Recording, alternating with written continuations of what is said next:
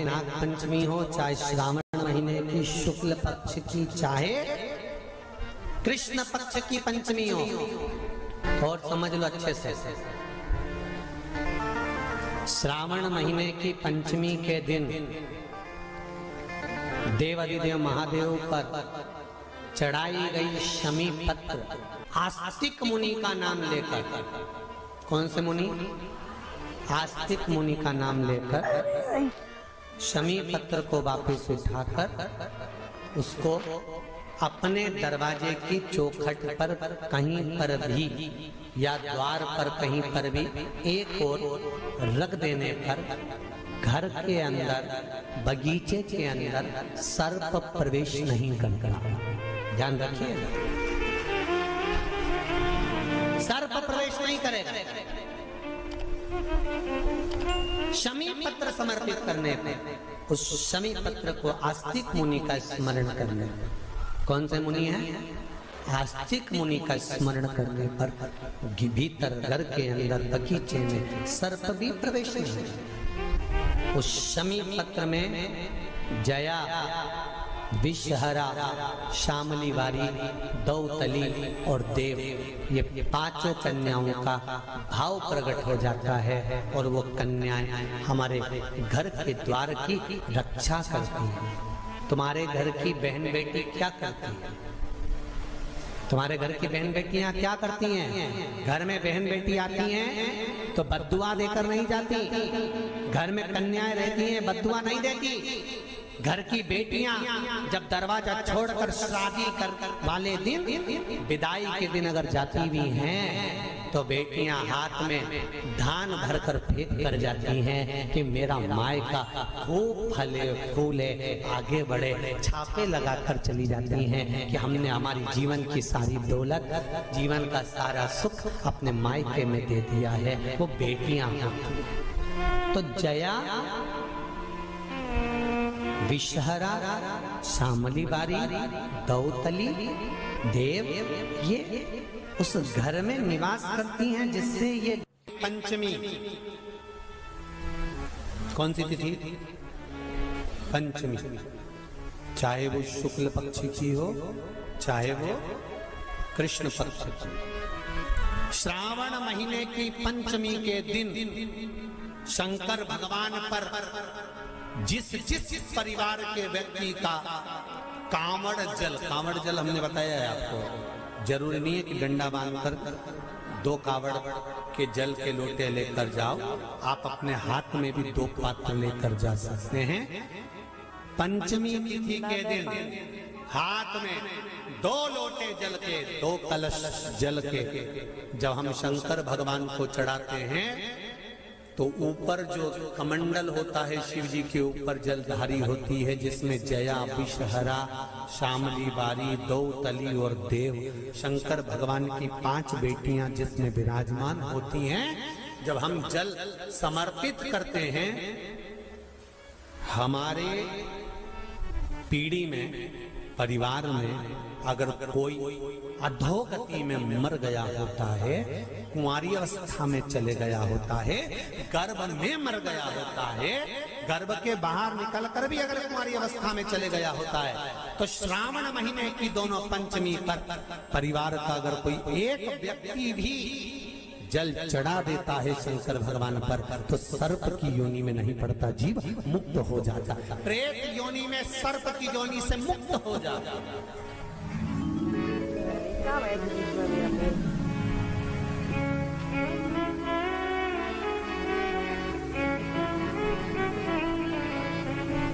महाराज, हमारे यहाँ सांपों की पूजन कौन से दिन होती है, कौन सी तिथि में करते हैं? जम के बोलो जरा। नाग पंचमी। नाग पंचमी का मतलब क्या है? सांपों की पूजन करो। नाग पंचमी का मतलब होता है शंकर जी के मंदिर में जाकर 1 लोटा जल समर्पित कर दो। उसका कारण क्या है कि हमारे परिवार में, हमारे कुटुंब में कोई 7 कुटुंब में, परिवार में कोई 7 पीढ़ी के अंतर्गत भी अगर कोई जीव तड़प रहा होता है, पड़ा हुआ होता है, उसकी मुक्ति नहीं होती है, तो पंचमी का चढ़ा हुआ जल उस जीव को प्राप्त हो जाता है और वो जीव तर जाता है, उसका फिर जन्म नहीं होता, वो तर, इसको मुक्तता कहता है, इसको मोक्ष कहता है।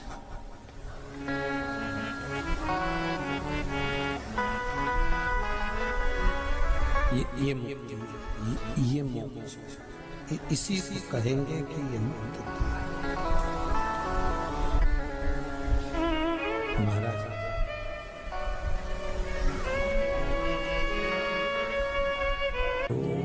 चाहे नाग पंचमी हो, चाहे श्रावण महीने की शुक्ल पक्ष की, चाहे कृष्ण पक्ष की पंचमी हो, और समझ लो अच्छे से,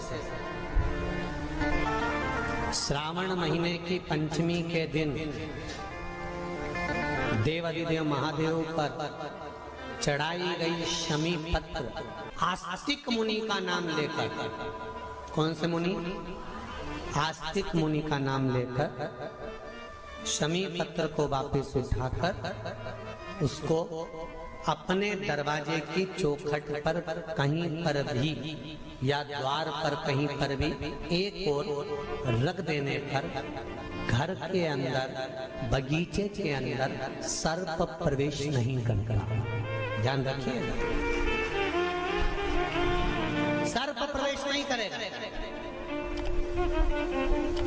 शमी पत्र समर्पित करने पे, उस शमी पत्र को आस्तिक मुनि का स्मरण करने, कौन से मुनि है?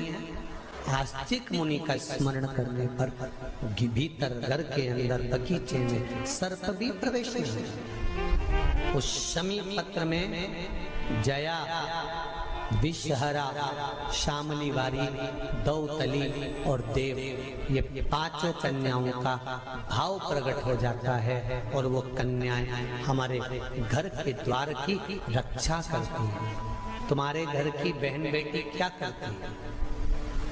तुम्हारे घर की बहन बेटियां क्या करती हैं? घर में बहन बेटी आती हैं तो बद्दुआ देकर नहीं जाती। घर में कन्याएं रहती हैं, बद्दुआ नहीं देती।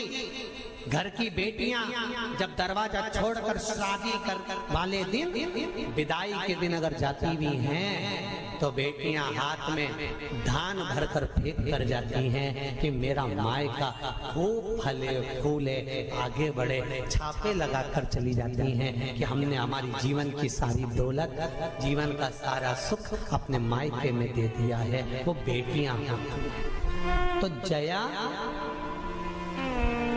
विषहरा, शामली बारी, दौतली, देव, ये उस घर में निवास करती हैं जिससे भगवान की जिंदगी किसने संवारी? ये नागलक्ष्मी है। वासुकी नाग बड़े, शेषनाग छोटे, और शेषनाग की जिंदगी अगर कोई संवारने वाली है तो ये नागलक्ष्मी, ये नागलक्ष्मी जीवन संवार। नागलक्ष्मी शिव जी की आराधना में लगी, शंकर के अनुमोदन में, शिव की भक्ति में दिन रात डूबी रहती, दिन रात।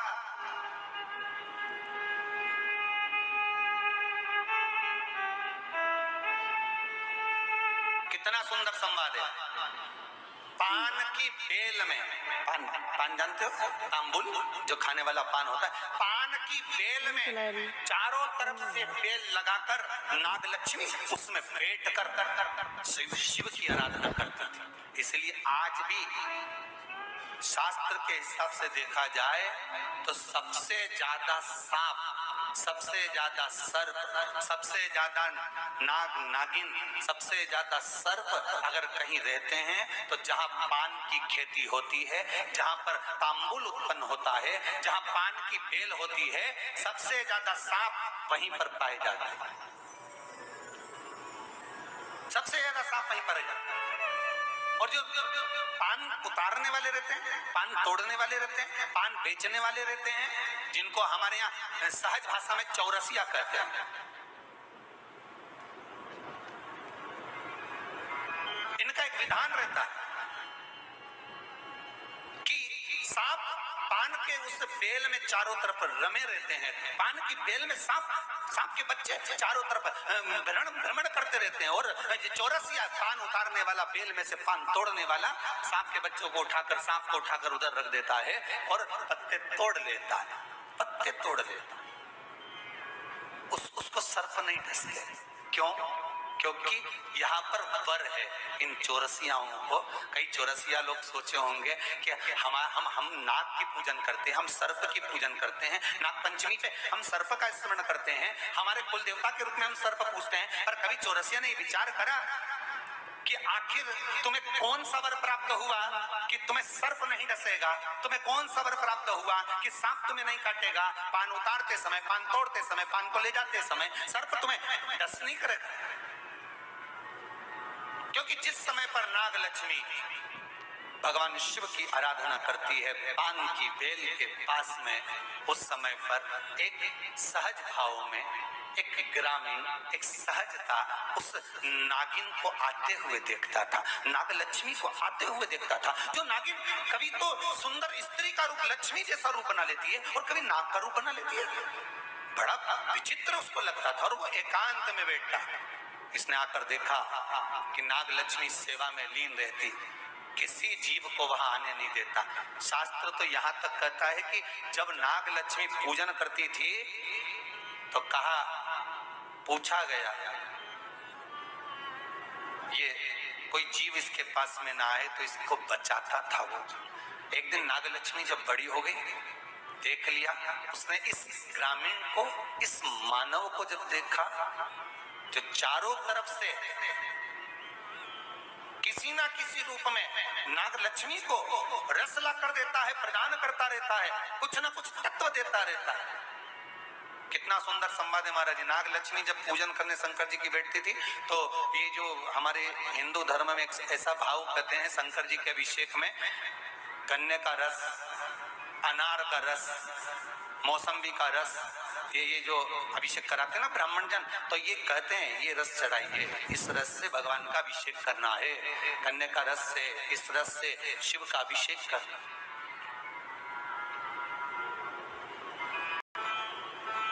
ला कर देता है, रख देता है। तो रोज नाग लक्ष्मी पर रोज आश्चर्य होता कि आखिर ऐसा कौन है जो लाकर रोज रख देता है? कौन है ऐसा?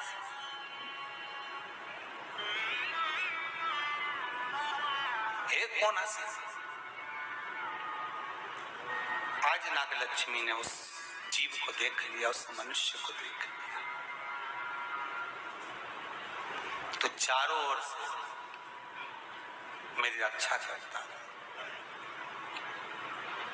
रस को लाकर शिव के लिए देता है। मैं तुझे वर देती हूं, तेरे वंश के अंदर कभी सर्प का डस नहीं होगा। तूने मेरी सेवा करी, शिव तुझे फल प्रदान करेंगे। और चारों ओर से रक्षा कर कर रस ला कर देता था, इसलिए उसका नाम का संबोधन में भी चौरसिया जोड़ा गया है। चौरसिया, चारों ओर से चौकसी कर कर जो रस ला कर प्रदान कर दे, उसके नाम में भी संबोधन है।